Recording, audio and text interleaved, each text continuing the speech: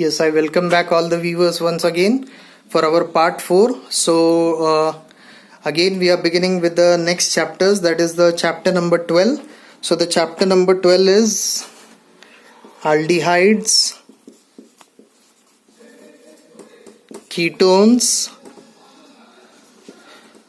and carboxylic acids, right? So in this particular chapter we'll be doing their preparation methods and their physical and the chemical properties. So what is important in this chapter? That is the physical and chemical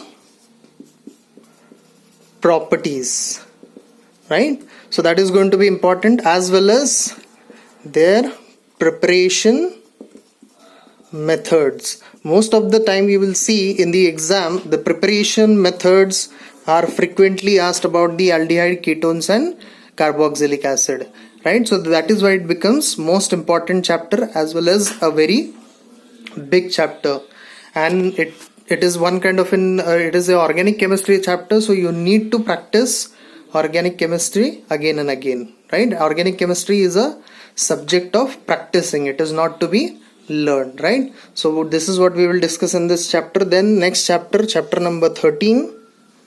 In chapter number 13 we'll be doing with amines.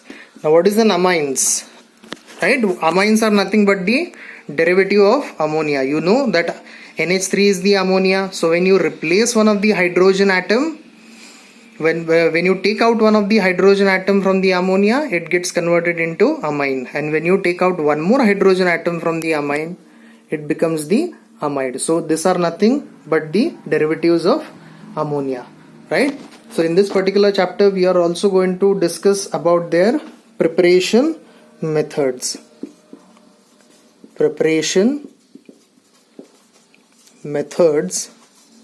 And we are also going to discuss about the amino acids in this particular chapter. Amino acids are one of the essential acids which are present in our body. So those are 21 acids we are going to discuss in this particular chapter, right? Then next,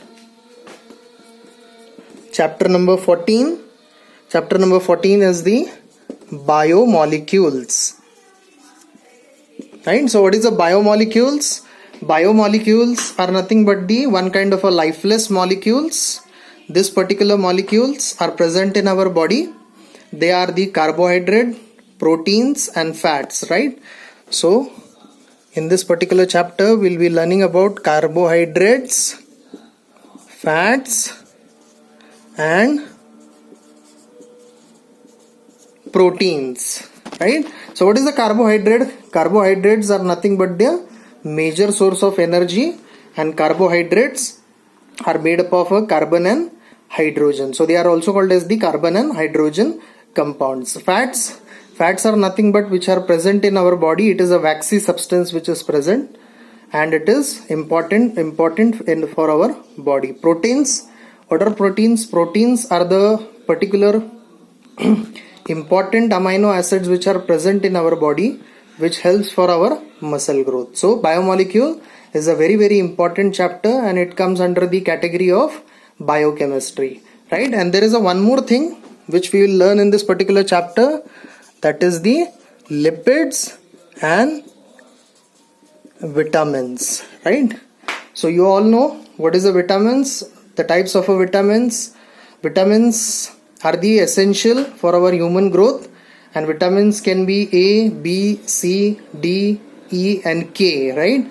And B complex also. B complex like B5, B6, B12. These are very important vitamins which are present for our growth in our body, right? And also vitamin D and vitamin C are very important vitamins for our body, right? Okay, so this is what we are going to learn in this particular chapter. Apart from this, we'll be also learning in this chapter regarding the sucrose, fructose, different kinds of sugars. This sucrose and fructose are nothing but the sugars. We are going to see their reactions as well in this particular chapter. Okay, then chapter number 15 will be Introduction to polymer chemistry, right? Introduction to a polymer chemistry. Now, what is a polymer chemistry? Polymers are a higher molecular compounds formed by the combination of a small monomers. So when the monomers combine together, they form a big macromolecule that is called as the polymers. So in this case, we are going to learn about the polymers. Polymers is also said to be a one kind of a plastic chemistry, right? For example, the daily use things which we use at home. For example, we can say plastic bottles, plastic buckets, right? So these are nothing but the applications of the polymer chemistry, right? For example, you can take PVC pipes, right? In a PVC pipes, polyvinyl chloride is present. In melamine polymer, by using a melamine polymer, we can prepare the crockery items. Then by using the Novolac polymer, we can prepare the paint.